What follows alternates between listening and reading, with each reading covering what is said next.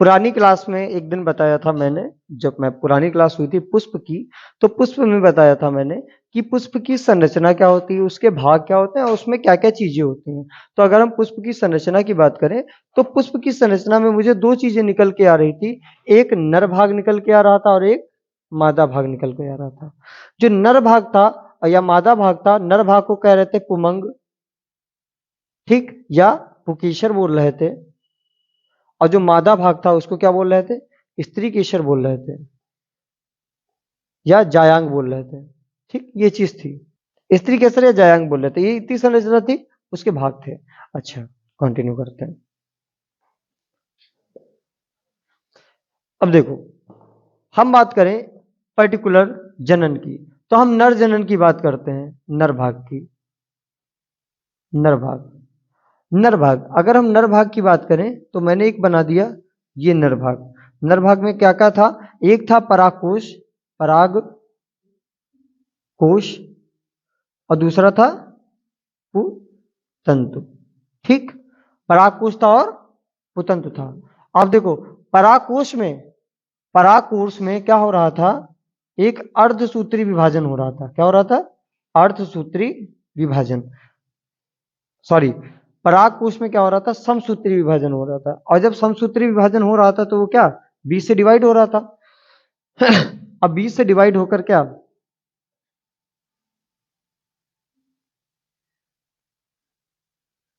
इस प्रकार की संरचना बना रहा था।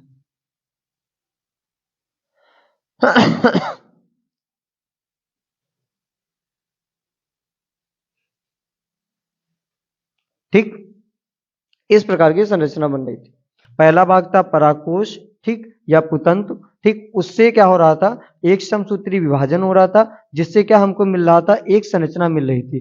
किस प्रकार की संरचना मिल रही थी, ये, ठीक, जिसमें क्या थी, 4 डॉट्स थी। ठीक, जब 4 डॉट्स थी तो इन्हीं को तुम क्या बोल रहे थे, इन्हीं को तुम बोल रहे थे,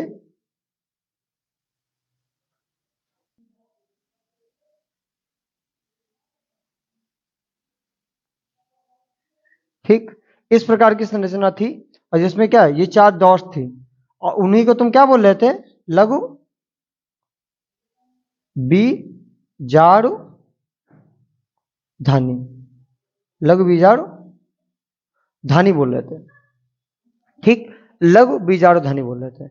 अच्छा, अब देखो, एक लघु बीजाणु धानी में से हमने बोला था अगला स्टेप, ये इसका अगला स्टेप, ये इसके अगला स्टेप, ये इसका, ठीक, लघु बीजाणु धानी था, एक ऐसी संरचना बना रहे थे। ठीक, अब देखो, समझते हैं।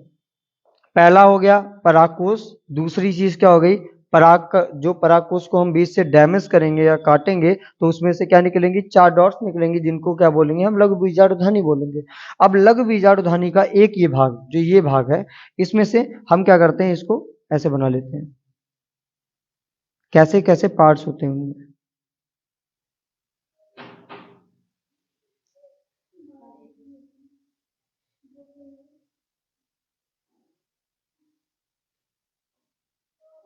कौन है भैया, रुको।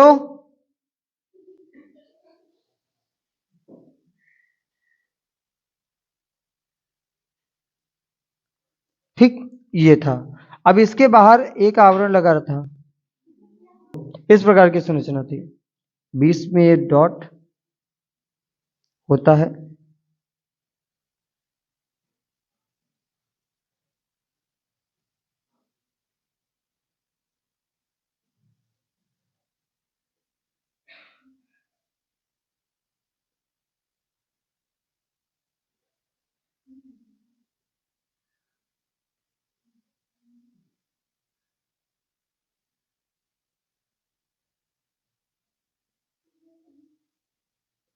ठीक, देखो, लघु बीजाणुधानी की ऐसी संरचना होती है, जो ये पहला भाग होता है इसको बोलते हैं बाह्य, क्या बोलते हैं, बाह्य परत। ठीक, सबसे बाहरी, या बाह्य परत या बाह्य आवरण बोल देते हैं। ठीक, ये क्या है, मध्य, या इसको बोल सकते हैं अंतः आवरण, अंतः आवरण।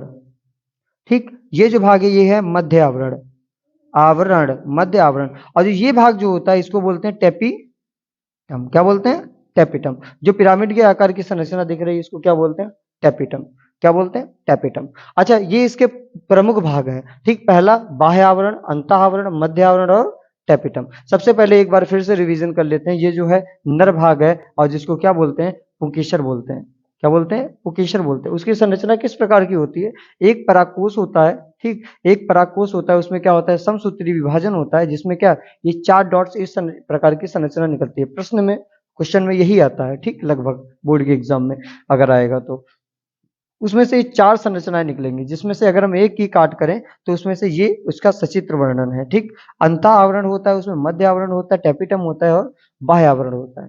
ठीक, आप समझो। आप हेडिंग डालो टैपिटम के कार्य। टैपिटम के कार्य, हेडिंग है टैपिटम के कार्य।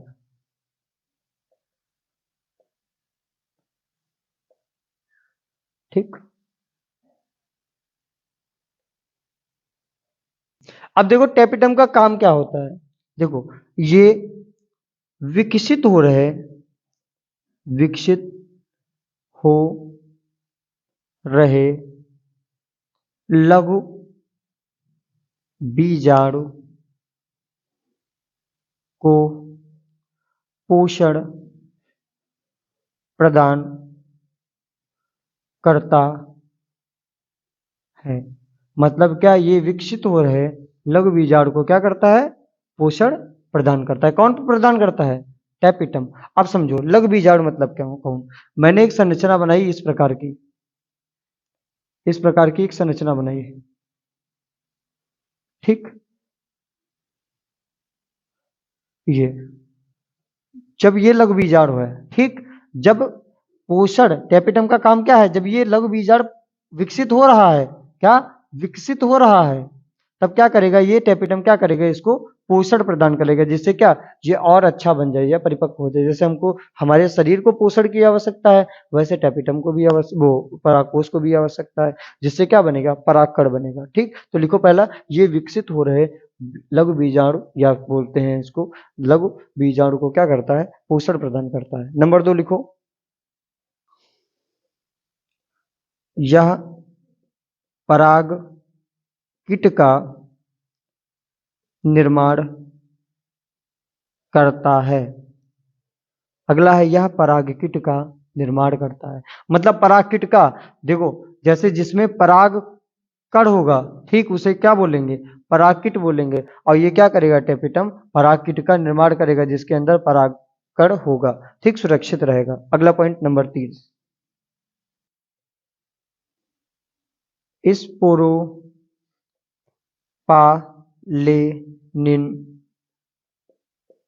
टैपिटम एक स्पोरोपालेनिन नामक प्रोटीन को स्रावित करता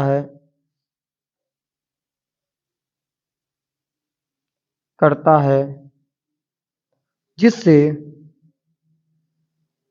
जिससे स्रावित करता है, जिससे इसे धूप, कामा धूल, कामा ठंड, कामा वर्षा, कामा तीव्र वायु आदि से सुरक्षा मिलती है। टैपिटम क्या करेगा? देखो, टैपिटम का काम क्या होगा? एक स्पोरोपाइलेनिन नामक क्या होगा? एक प्रोटीन का ये क्या करेगा? स्रावण करेगा, मतलब स्रावित करेगा। ठीक, करता है, जिससे क्या होगी? इसे किसे? जो है हमारा पराग लघु बीजाणुधानी, ठीक, इससे क्या होगा? धूप, धूल, ठंड, वर्षा, तीव्र वायु आदि से क्या मिलेगी? सुरक्षा मिलेगी। ठीक, नंबर 4 लिखो,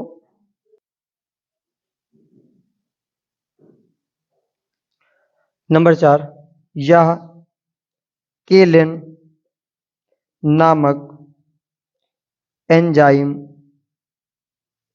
का स्रावण करता है, जिससे लघु बीजाणु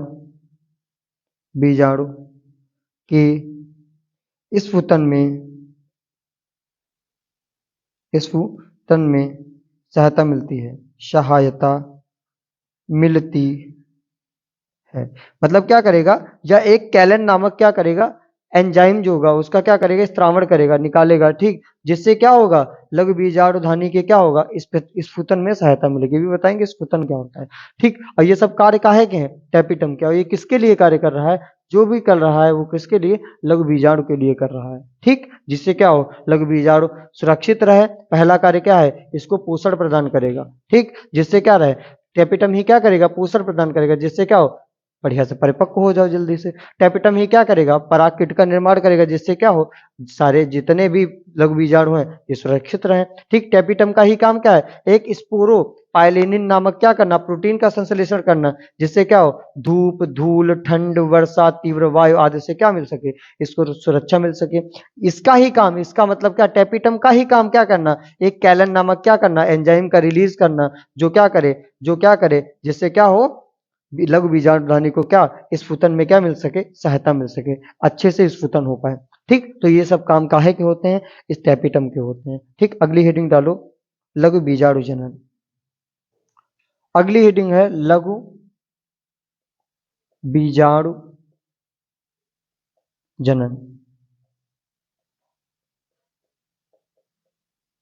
लघु बीजाणु जनन, देखो लघु बीजाणु जनन का मतलब क्या, लघु बीजाणु, ठीक, जो ये संरचना बना रहे हो, ठीक, इसका जनन कैसे होता है, इसके बारे में बात करेंगे, ठीक। तो लिखो नंबर 1,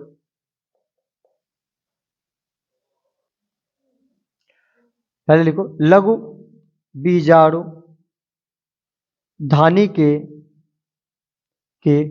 परिपक्व होने पर क्या होता है, जब लघु बीजाणु धानी परिपक्व हो जाती है, ठीक। बिना परिपक्व के तो पॉसिबल ही नहीं है, लघु बीजाणु धानी के परिपक्व होने पर। नंबर 1, बीजाणु ऊतक समसूत्री समसूत्री विभाजन द्वारा समसूत्री विभाजन द्वारा, अगर देखो अभी हमने बोला कि क्या करेंगे, बीजाणु ऊतक जो होंगे वो क्या करेंगे, समसूत्री विभाजन द्वारा जो क्या करेंगे, संख्या में वृद्धि करेंगे, द्वारा संख्या में वृद्धि करते हैं। संख्या में वृद्धि का मतलब क्या, जो एक मिनट लघु बीजाणु है उनमें क्या हो, वृद्धि हो सके, और किसके द्वारा करेंगे, समसूत्री विभाजन द्वारा। मतलब क्या, जैसे समान ही आपस में ही क्या हो जाएंगे, उसी से खंडित हो जाएंगे, उसी से भाग से, और जब उसी के भाग से खंडित हो रहे हैं और उसमें क्या हो जाएगा, समसूत्री विभाजन हो जाएगा। नंबर 2 लिखो, नंबर 2,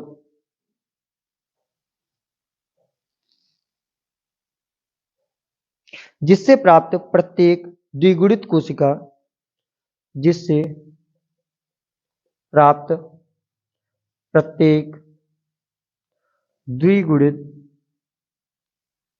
कोशिका मात्र कोशिका मात्र कोशिका कहलाती है। मतलब क्या, जब समसूत्री विभाजन द्वारा संख्या में वृद्धि होगी, उससे जब प्राप्त होगा क्या, द्विगुणन जो भी होगा, जिससे जो भी प्राप्त होगा वो द्विगुणित जो कोशिकाएं होंगी वो क्या कहलाएंगी, मात्र कोशिका कहलाती हैं, ठीक। नंबर 3 लिखो, अगला नेक्स्ट नेक्स्ट पॉइंट,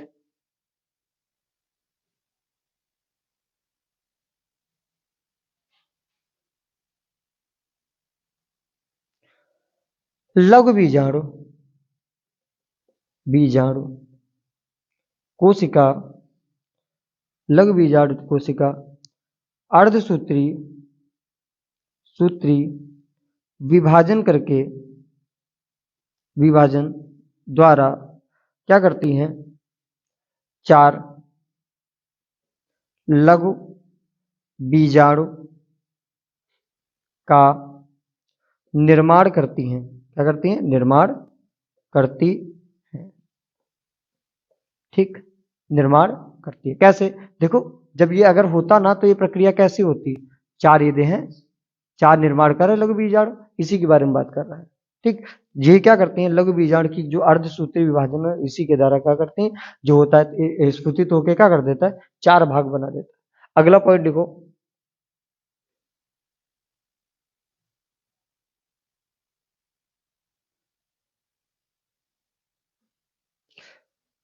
चारों लघु बीजाणु आपस में जुड़े रहते हैं जिसे चतुष्टक कहते हैं। क्या कहते हैं? चतुष्टक कहते हैं। आपस में जो जुड़े रहेंगे उसे ही क्या बोलेंगे? चतुष्टक बोलेंगे। ठीक, जैसे ये चार है ना, इसी को चतुष्टक बोल देंगे। ठीक, अगला पॉइंट देखो, नेक्स्ट इज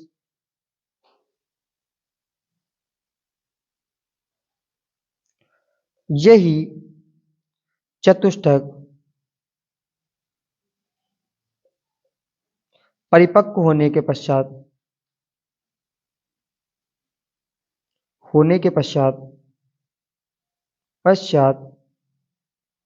चार अलग अलग अलग अलग अलग भागों में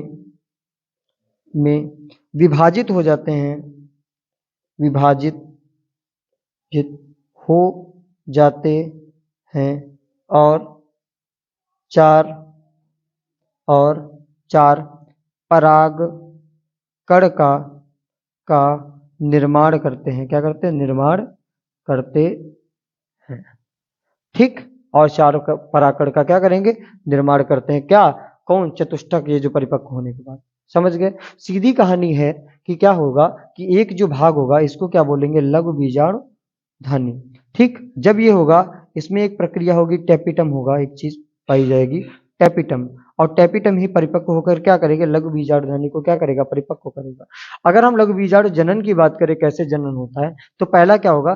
बीजाणु में जो ऊतक होते हैं उसमें उसमें क्या होता है? समसूत्री विभाजन द्वारा क्या होती है? संख्या में वृद्धि होती है। जैसे 1 से 2 बने, 2 से 3 बने।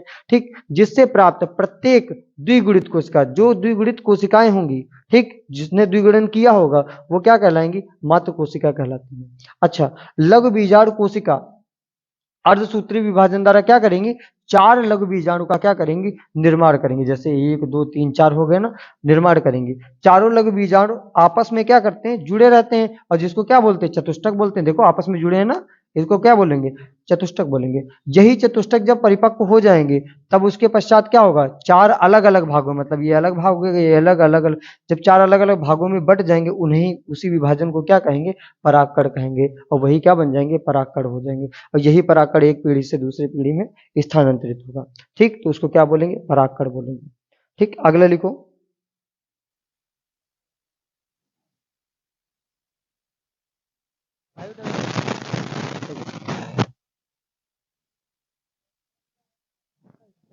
परागकण की बात करें तो ये संरचना ऐसी संरचना है, पराग इसका होगा कैसे? कैसे? कितने भाग होंगे? कैसे?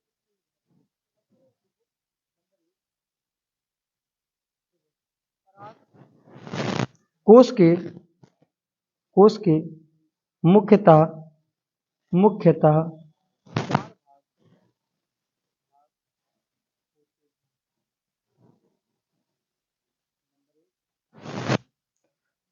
कौन कौन सा? बाह्य आवरण। ठीक, दूसरा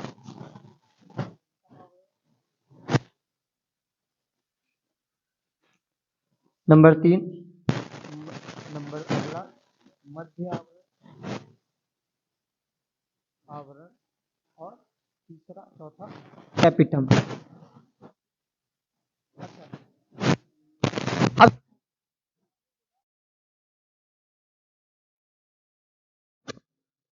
ठीक, इस प्रकार की संरचना जो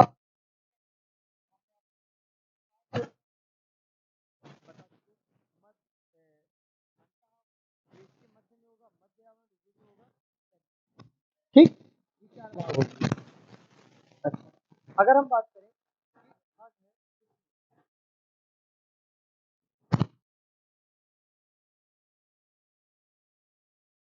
जुड़े हुए हैं, जो विभाग जुड़े हुए हैं जिससे, उसको बोल रहे हैं स्टोमियम। तो स्टोमी, ठीक, क्या बोल रहे हैं इसको? स्टोमी। समझो, नंबर 1 होता है कौन कौन से? पहला, दूसरा, नंबर 2। अगला, नेक्स्ट।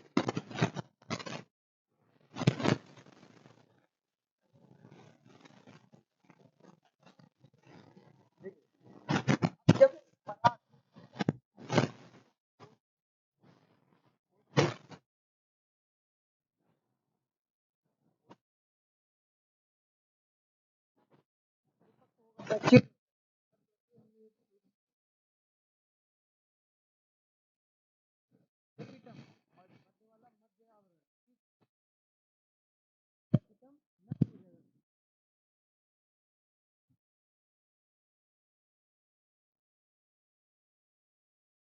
जब ये परिपीटम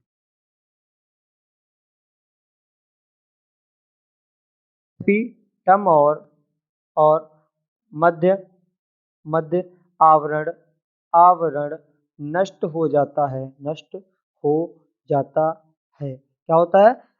जब परागकोण क्या होगा, परिपक्व होगा, तो उसका टैपिटम वाला भाग और जो क्या होगा, मध्य आवरण क्या होगा, वो नष्ट हो जाता है। क्या होगा?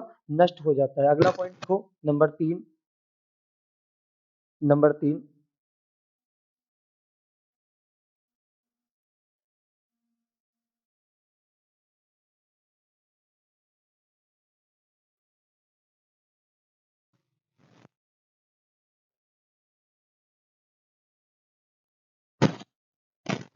देखो, जो ये भाग है, ये वाला स्टोमियम वाला, मियम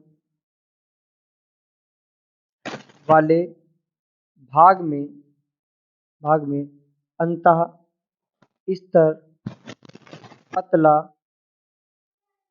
होता है। जो स्टोमियम वाला भाग है, उसमें क्या होगा, अंतः स्तर क्या होगा, पतला होगा।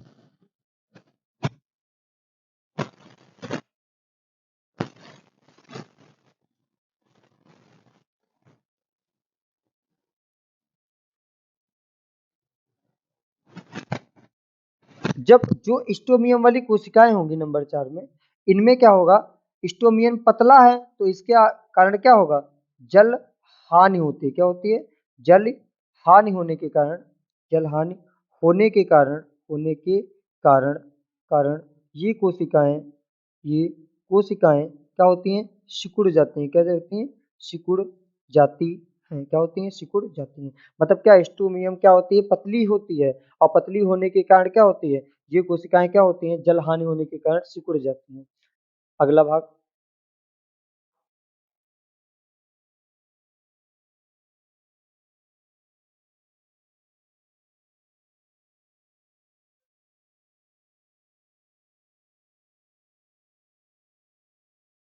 देखो, अब जब सिकुड़ जाएंगी, जब भाग सिकुड़ जाएगा, ठीक, पतली होने के बाद कारण सिकुड़ जाएगा, तब इनमें क्या होगा, एक तनाव उत्पन्न होगा।